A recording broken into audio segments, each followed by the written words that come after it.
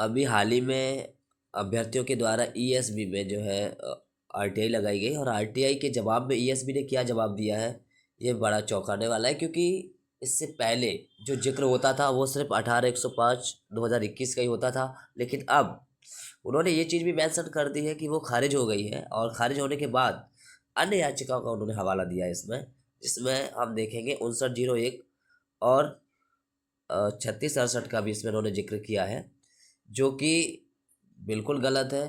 पहले आपने 18/105 का जिक्र किया, अब आप अन्य याचिकाओं का जिक्र कर रहे हैं।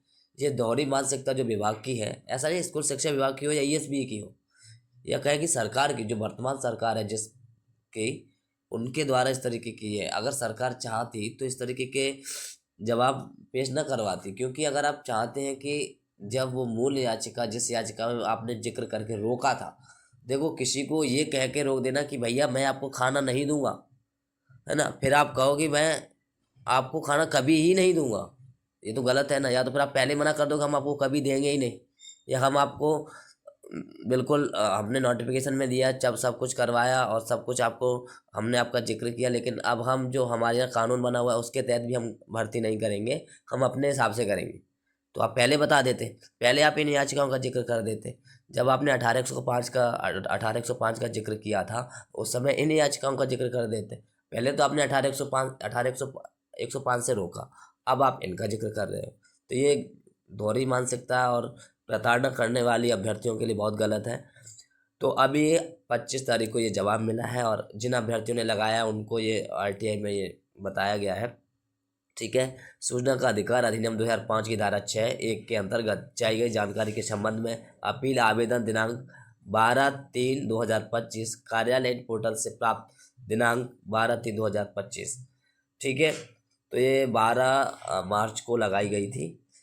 और अब इसमें इन्होंने क्या जिक्र किया है, ये बड़ा अलग है। क्योंकि पहले तो आप 18/105 का ही बोलते रहे। आपको आपने जब तक आरटीआई लगाते थे पहले, तो जब तक स्थगित नहीं हुई थी, अब ये खारिज नहीं हुई थी, तब तो आप 18/105 का ही बोलते थे कि 18/105 18/105। ठीक है। जब 18/105 खारिज हो गई है तो अन्य याचिकाओं का जिक्र क्यों किया जा रहा है? उपरोक्त संदर्भित आवेदन द्वारा सूचना का अधिकार अधिनियम 2005 की धारा 6(1) के अंतर्गत आपके द्वारा याचिका क्रमांक 18/105/2021 youth for equality versus government of MP खारिज होने के उपरांत भी, ये तो उन्होंने बता दिया कि खारिज हो गई है, खारिज होने के उपरांत भी अन्य याचिकाओं में WP 5901 2019 एवं 3668/2022 में स्थगन आदेश निरंतर है।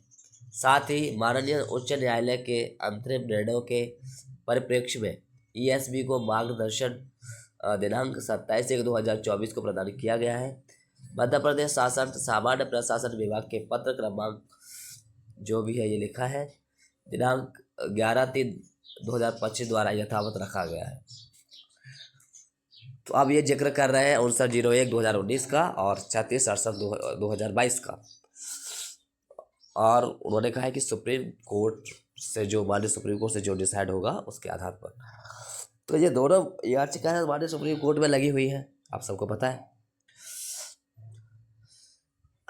तो ये बात है। कुल मिलाकर अब जरिया और इस सरकार का रवैया, इस विभाग का रवैया, ईएसबी का, स्कूल शिक्षा विभाग का और एमपीपीएससी का जो है, सबका रवैया सबके सामने आ रहा है कि क्या मानसिकता है इन लोगों की, क्या स्थिति है, क्या करना चाह रहे हैं, क्या नहीं करना चाह रहे हैं। तो ये चीज़ है, मूल बात तो ये है।